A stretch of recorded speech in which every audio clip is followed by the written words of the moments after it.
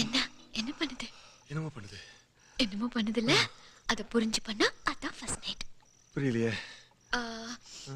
Okay. இப்போ பூ இருக்கா? இருக்கு. வண்டி இருக்கா? இருக்கு. பூக்குள்ள வண்டி ஏன் போகுது? ஏன் போகுது? தெரியாதா? தெரியாதே.